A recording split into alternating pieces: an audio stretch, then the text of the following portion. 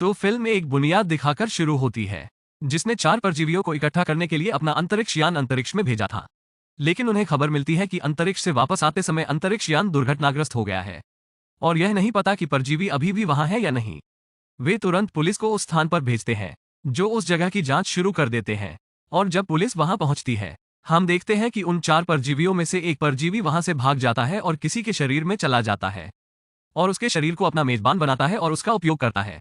वो लोग एक घायल आदमी को एम्बुलेंस से अस्पताल ले जा रहे हैं, लेकिन उस एम्बुलेंस में एक महिला है जो बहुत ही अजीब तरह से रिएक्ट कर रही है, क्योंकि वो परजीवी किसी और में नहीं बल्कि इसी महिला में आया था।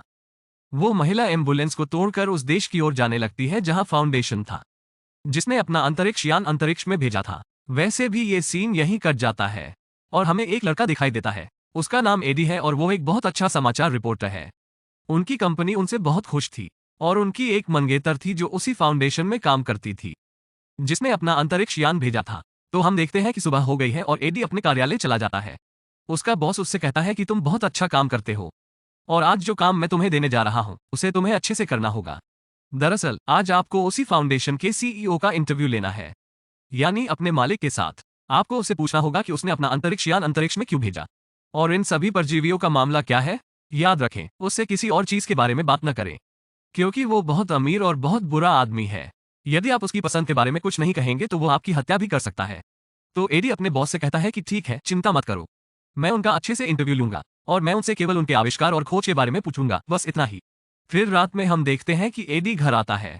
उसके सामने उसकी मंगेतर का लैपटॉप पड़ा हुआ है, जिस पर उसे किसी का मेल मिलता है और यह उसी नींव से था।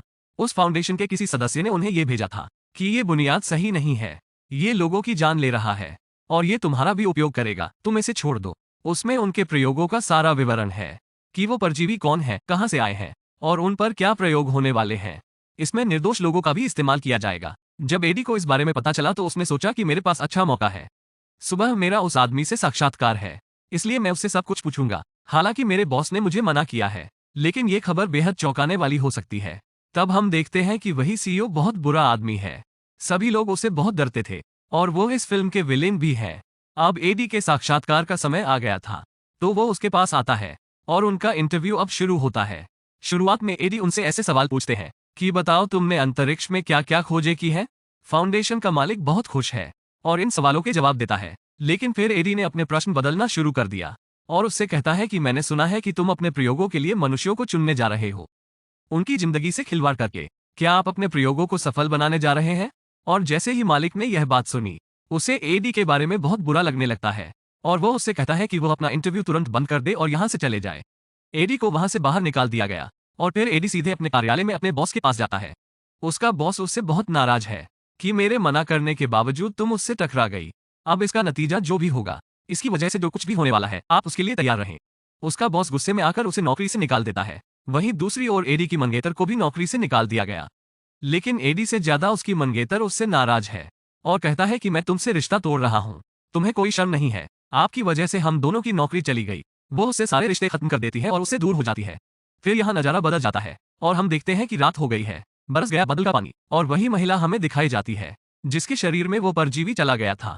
वो वहां उगी चीजें खाने लगती है, लेकिन तभी कुछ बुरे लोग उसके पास आ जाते हैं। वो लोग अपने अलग अलग रूप बनाकर प्रयोग कर रहे थे कि यह परजीवी किस रूप में अधिक शक्तिशाली है। वे एक कांच के बक्से में एक खरगोश रखते हैं और उस पीले परजीवी को छोड़ दो, ये देखने के लिए कि पीला परजीवी इस खरगोश के साथ क्या करता है। संस्थापक का मालिक भी वही है और इसका एक वर्कर भी है जो प्रयोग देख रहा था। शुरुआत में वे सोचते हैं कि खरगोश और परजीवी के बीच बहुत अच्छा संबंध होता है और ये दोनों मिलकर और अधिक शक्तिशाली हो गए हैं, लेकिन थोड़ी ही देर में खरगोश मर जाता है। वो मरता है और उनका प्रयोग असफल रहा। एडी को समाचार से पता चलता है कि संस्थापक ने और भी योजनाएं बनाई हैं अंतरिक्ष में एक और अंतरिक्ष यान भेजने के लिए, और वो जानता था कि यदि उसने ऐसा किया तो और भी बहुत कुछ बिकेगा, जैसे वे पहले भी जा चुके हैं। रात में उसकी मुलाकात एक महिला से होती है जो उससे एक अखबार खरीदने के लिए कहता है। एडी उसके लिए एक अखबार खरीदता है और एक दुकान पर भी आता है। एक चोर वहां आता है और दुकान लूटना शुरू कर देता है, लेकिन एडी चुपचाप अपना सामान ले लेता है और वहां पर भुगतान करके वापस आ जाता है। दूसरी ओर हम उसी फाउंडेशन कंपनी की लैब देखते हैं जहां वो मालिक है, चश्मे में उसी कार्यकर्ता के साथ, और अब वो मानव भरे परजीवी के साथ प्रयोग कर रहा है, एक जानवर के बजाय। लेकिन वो परजीवी मानव शरीर में भी नहीं पाया जाता है और उसे मार देता है। चश्मे वाली लड़की को ये सब देखकर बहुत बुरा लगता है। वो तुरंत एडी के पास जाती है और उसे बताता है कि ये सब हमारे फाउंडेशन में हो रहा है। वो उसे मदद मांगती है, लेकिन एडी का कहना है कि मैंने ये पेशा छोड़ दिया है और मैं अब किसी से लड़ने वाला नहीं हूँ। तो वो कार्यकर्ता कहता है कि समझने की कोशिश करो, वो मालिक बहुत बुरा आदमी है, वो सबको मार डालेगा। वो वास्तव में इस दुनिया में नहीं रहना चाहता, क्योंकि वो जानता है कि यह संसार शीघ्र ही समाप्त होने वाला है। वो अंतरिक्ष में प्रयोग कर रहा है ताकि वो वहां रह सके, इसलिए वो वहां से 4 परजीवी ले आया। वे परजीवी और कुछ नहीं बल्कि अंतरिक्ष के जीव थे, जो बहुत शक्तिशाली थे। लेकिन जब उन 4 परजीवियों को यहाँ लाया गया, उनमें से एक परजीवी तुरंत वहां से भाग गया और अब अन्य 3 मालिक उन पर प्रयोग कर रहा है और निर्दोष लोगों को मार रहा है। वो एडी से कहती है कि प्लीज कुछ करो, आप जानते हैं कि समाचार संवाददाताओं से कैसे संपर्क करना है, आप ये खबर प्रकाशित करें ताकि मालिक पकड़ा जाए। मैं ये बर्दाश्त नहीं कर सकता कि लोग मर रहे हैं। तो एडी कहता है कि ठीक है, मैं सब कुछ समझता हूँ, चिंता मत करो, मैं जल्द ही कुछ करूंगा। एडी चुपके से उस लैब में चला जाता है। वो उसे कहाँ देखता है, वास्तव में मनुष्यों पर प्रयोग होते हैं। सबूत के तौर पर वो उन सभी लोगों की तस्वीरें लेना शुरू कर देता है। तो उसे पता चल गया कि वो जिस महिला से समाचार लेता था वहां भी है। एडी को बहुत बुरा लगता है और उस लड़की की जान बचाने के लिए वो उस शीशे को तोड़ने लगता है, यानी वो उस कांच के दरवाजे को तोड़ने लगता है। वो लड़की वहां से निकलती है, लेकिन वो उस परजीवी से जुड़ी हुई थी। वो परजीवी उस लड़की के शरीर को छोड़ देता है और एडी के शरीर में आ जाता है और अब उस परजीवी ने एडी के शरीर को प्रभावित करना शुरू कर दिया। सभी गार्ड एडी का पीछा करने लगते हैं और एडी वहां से भागने लगता है, लेकिन वो बहुत तेज दौड़ रहा है कि कोई भी सामान्य व्यक्ति उसे दूर नहीं भाग सकता। इसका मतलब था कि परजीवी ने उसे प्रभावित किया था। वो एक जंगल की ओर भागता है और बहुत ऊंची छलांग लगाकर एक पेड़ पर चढ़ जाता है और पहरेदार उसे अपनी जान बचाता है। जब सभी लोग वहां से चले जाएंगे, एडी उसके घर आता है और खूब पानी पीना शुरू कर देता है। उसके घर में जो कुछ भी पड़ा हुआ था वो खाना शुरू कर देता है और उसकी भूख मिटने का नाम ही नहीं लेती। लेकिन फिर उसे उल्टी होने लगती है। उसका दिल बहुत खराब हो रहा था और उसके शरीर में बदलाव आ रहे थे। इधर उसका चेहरा भी बदलने लगा था, जिससे वो काफी परेशान हो रहा था। उसे कुछ समझ नहीं आता, इसलिए वो परेशान होकर अपनी मंगेतर को बुलाता है। तो उनकी मंगेतर का कहना है कि मैंने तुमसे सारे रिश्ते खत्म कर लिए हैं और अब मैं किसी और के साथ हूँ। लेकिन डैडी फिर भी उसे मिलने की जिद करते हैं और फिर वो उनसे मिलने रेस्टोरेंट में जाते हैं। वो रेस्टोरेंट की सारी चीजें खाने लगता है, लेकिन उसका कहना है कि इसे खाने से मुझे एनर्जी नहीं मिल रही है। यह मरा हुआ मांस है, मैं जीवित चीजें खाना चाहता हूँ।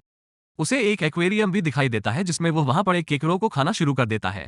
दरअसल एडी का शरीर अब जहर से भर चुका था, यानी कि वो उन 4 परजीवियों में से सबसे ताकतवर परजीवी था। इसीलिए उन्होंने मानव शरीर को अपना मेजबान बनाया। लेकिन एडी की मंगेतर और उसके दोस्त को कुछ समझ नहीं आ रहा था, इसलिए वे उसे स्कैन करने के लिए अस्पताल ले जाते हैं और उसके बाद एडी को उसके घर भेज दिया जाता है कि जैसे ही रिपोर्ट आएगी हम आपको बता देंगे। और अब हम फाउंडेशन का दृश्य देखते हैं, जहां मालिक को किसी तरह पता चलता है कि उसका सहकर्मी जिसने चश्मा पहना हुआ था, उसने एडी को यहां बुलाया और उसे रास्ता भी दिया। वो मालिक उस लड़की पर बहुत गुस्सा होता है और उस पर एक परजीवी भी छोड़ देता है। फिर हम एडी को उसके घर में देखते हैं। उसे अब बहुत गुस्सा आ रहा था। उसका पड़ोसी बहुत तेज संगीत सुन रहा है, इसलिए उसने उसे मना किया, लेकिन उसे कोई फर्क नहीं पड़ा। तो एडी के शरीर में मौजूद परजीवी यानी वैनम गुस्सा हो जाता है और उसे मना करता है। और इसी तरह वहां पर कुछ गार्ड आते हैं जो फाउंडेशन मालिक द्वारा भेजे जाते हैं। लेकिन यहां हम देखते हैं कि जहर उसके शरीर में स्पष्ट रूप से दिखाई देने लगता है और वो उन गार्डों से लड़ने लगता है। वो एडी की रक्षा करना शुरू कर देता है। अब एडी बहुत ताकतवर हो गया था, लेकिन गार्ड फिर भी उसे नहीं छोड़ते। तो एडी वहां से अपनी बाइक पर चला जाता है और उसकी स्पीड, ये सब फुटेज मालिक भी देख रहा था। तो वह अपने लोगों से कहता है कि देखो मेरे खोजे गए परजीवी ने कितनी प्रगति की है। फाउंडेशन का मालिक अपने पीछे और गार्ड लगाता है और जब एडी उनसे बचते हुए अपनी बाइक पर सारी छलांग लगाता है तो वो गिर जाता है। उनकी कई हड्डियां टूट गई थी, लेकिन अब वेनोम का शरीर उसके शरीर से बाहर आता है, जो एक आवरण बनाता है। ये काले रंग का आवरण है और यह एडी के शरीर की रक्षा करता है। इसके बाद एडी यानी वेनम उन गार्ड्स को खाना शुरू कर देता है और पानी से निकलकर एक जगह आ जाता है। एडी पूछता है कि वेनम, तुम मेरे शरीर में क्यों आए? आश्चर्य की बात यह है कि वे एक दूसरे से बात कर सकते थे।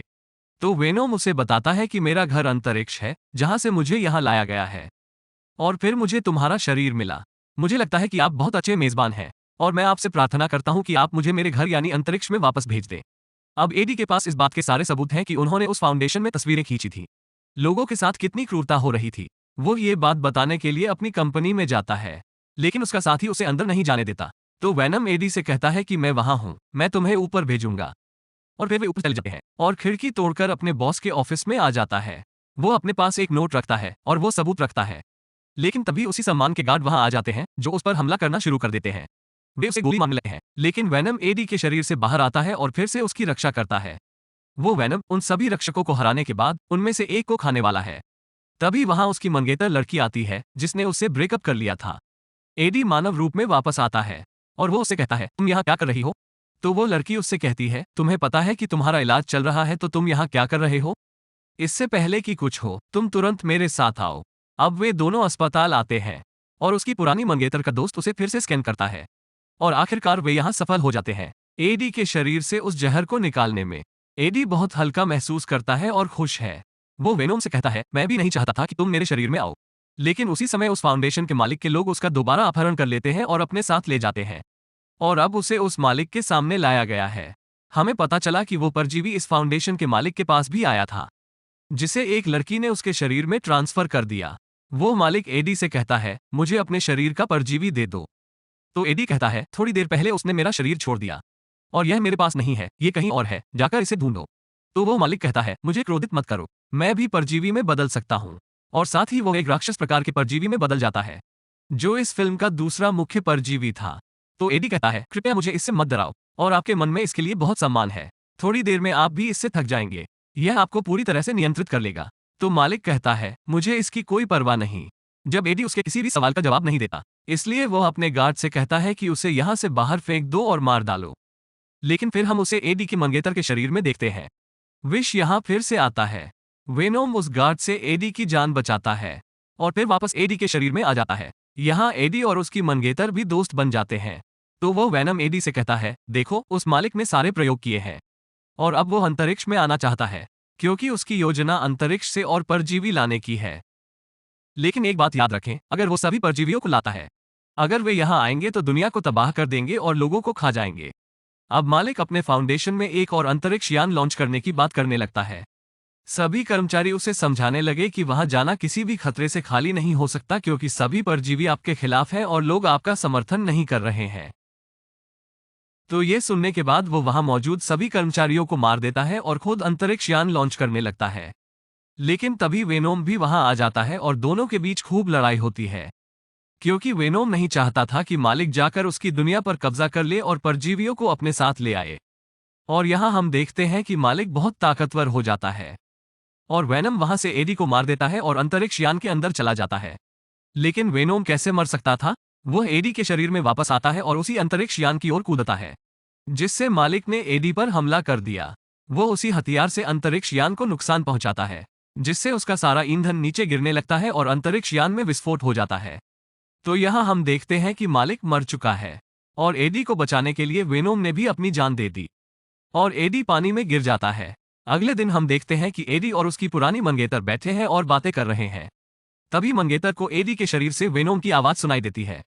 तो वह कहती है कि एडी, वेनम अभी भी जीवित है। तो एडी उसे कहती है कि नहीं नहीं, ये किसी और की आवाज थी। तो यहां हमें पता चला कि वेनोम अभी भी जीवित था। इसके बाद एडी वहां से उठ जाता है और वेनोम से चुपचाप बात करने लगता है। वो कहता है कि देखो, अब तुम मेरी दुनिया में रह रहे हो, लेकिन किसी को पता नहीं चलना चाहिए कि तुम सच में यहीं रहते हो। और कुछ नियम है जिनका आपको पालन करना होगा। जैसे तुम इंसानों को नहीं खाओगे, आप बुरे लोगों को ही खाएंगे और वह भी कभी कभी। वचन दो। तो वेनोम कहता है कि एडी, बुरे लोग क्या होते हैं? मुझे बताओ। तो एडी का कहना है कि ऐसे लोग दूसरे लोगों की भावनाओं को ठेस पहुंचाते हैं और उनके साथ बुरा करते हैं।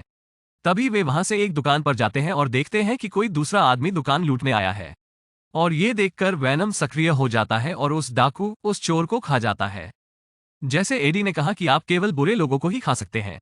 उसके बाद हम देखते हैं कि सब कुछ सामान्य हो जाता है और एडी अपनी पुरानी नौकरी पर वापस आ गया था, यानी कि वो न्यूज़ रिपोर्टर बन गया था और अब वो एक बहुत बड़े सीरियल किलर का इंटरव्यू ले रहा था।